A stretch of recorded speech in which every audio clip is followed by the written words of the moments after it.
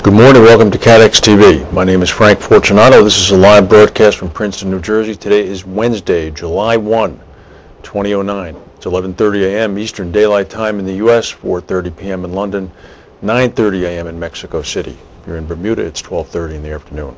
If you need to reach us during the broadcast, you can phone in toll-free at 1-866-67-CATEX. Overseas, our AOL Instant Mail address is CATEX-TV. Some economic news came out today in the U.S. The manufacturing index rose for the sixth straight month in a row. So this is relatively good news. The stock market has responded commensurately. It's up about 97 points right now. It's a busy day in reinsurance and insurance. We'll go right to our news there. AM Best is reporting that Guy Carpenter is saying that the Yemeni Airlines plane, the A310-300 that crashed off the coast of the Comoros Islands yesterday, was in fact self-insured. This means that Yemeni Airlines, in fact, is going to be responsible for the $34 million hull liability, as well as any other liabilities associated with the loss of life. Excuse me, the one survivor we reported yesterday was an infant. In fact, that one survivor is a teenage girl who miraculously was somehow thrown out of the plane and has been quoted by news reports as saying that she didn't feel anything. Even though she could not swim, she hung on to a piece of wreckage and was rescued. In some other very big news coming from Guy Carpenter, Henry Keeling, the former head of XL Capital's reinsurance operations, is scheduled to take over as chief executive of Carpenter's international operations on August 1st. Henry Keeling left XL last year. He's been working as an operating partner at Stone Point Capital. In the new role at Carpenter, Keeling will chair the broker's international board and be responsible for all of its operations except for North America. This means he'll be responsible for the UK, continental Europe, Asia Pacific, Australia, and Bermuda.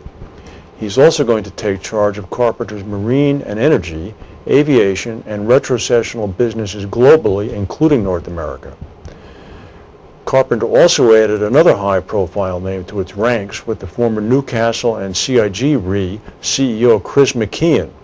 He joined as CEO of Global Analytical and Specialty Practices. That part was reported by the Insurance Insider. Both moves followed the unveiling of the former Hartford Steam Boiler Chairman and AIG Chief Administrative Officer Richard Booth as Carpenter's Vice Chairman yesterday. In his new position, Mr. Keeling will report directly to Carpenter President and CEO Peter Zaffino. We've known Henry Keeling well for a long time, and we're glad to see that he's landed on both feet, and we wish him the best. In some other news, Patrick Snowball has been appointed Chief Executive of the Australian banking and insurance company Suncorp. Suncorp said that it had carried out, quote, an exhaustive national and international search before appointing the former Aviva insurance boss. Mr. Snowball said, "My family and I are looking forward to relocating to Australia and setting up home in Brisbane."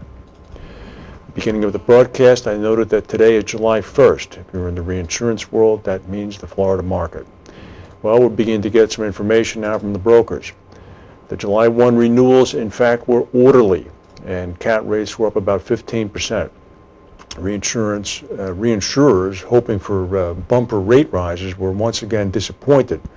The July 1 renewals indicated that in fact capacity was adequate. According to Willis Re, the mid-year renewals, which include the bulk of U.S. peak property cat risks, saw, quote, sufficient capacity in virtually all areas and a reasonably orderly rating environment. Willis's view was echoed by Guy Carpenter, which said, quote, upward pressure on property cat reinsurance rates in the U.S. eased at the July 1 renewals as capacity in the market remained sufficient without being abundant. Sounds like a farm weather report, actually. Here's the bottom line. Willis Re said that overall it saw an average rate increase of about 10 to 15%. That's in line with what people were saying about 3 months ago. In some other news concerning insurers and reinsurers, Brit has appointed Malcolm Bean as Chief Operations Officer. Mr. Bean will report directly to Brit CEO Dane Dote. He's going to begin his position on the first day of fall, the 21st of September this year. He's going to join the Executive Management Committee. Bean comes from XL Capital, where he was most recently Chief Processing Officer responsible for oversight of XL's global insurance operations. We'll go to a word now from our sponsors and come back with the rest of the news.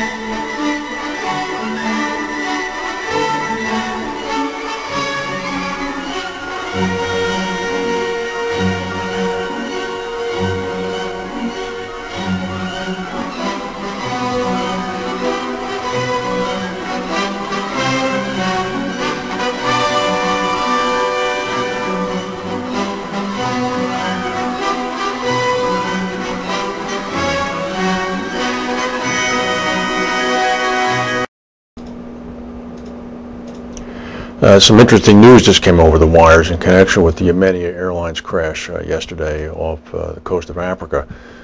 You will recall when Air France Flight 447 went down in the Atlantic at the end of May, about a week later the French Navy announced that they had in fact discovered signals coming from the black box. That was subsequently found to be not the case. It was signals emanating from some source that's yet to be identified. Those black boxes have not been found yet. Yesterday, the French Navy announced that they had found signals emanating from the Yemeni Airlines box. They've just admitted that that's not true. Apparently, they're claiming now that those signals were emanating from a distress beacon and not the black box. So the black boxes for yesterday's crash are still not found. While we're on crashes, tomorrow, in Paris, the French are going to hold an initial briefing going over the results of the investigation into last month's Air France crash, 447. We reported yesterday, as it was in progress, the AIG annual meeting. We have some more information on that today. As we indicated yesterday, the CEO, Edward Liddy, touted the progress that AIG was making on repaying government assistance and proclaimed that AIG had lowered risks in its derivative business. This despite a recent disclosure that the company could face new unrealized losses. Liddy said, quote, that AIG now has an excellent chance of repaying its debt to the government as it unwinds its businesses in the coming months. He did not, however, offer any indication of a bright side for a recovery in AIG's stock price. Shareholders were most concerned about that. AIG did speak about the moves that the company has made in settling its government debt of $40 billion, which is part of an excess of $180 billion federal assistance grant given to AIG. The government now has a stake of 80% in the company. AIG's biggest deal to date, of course, is the one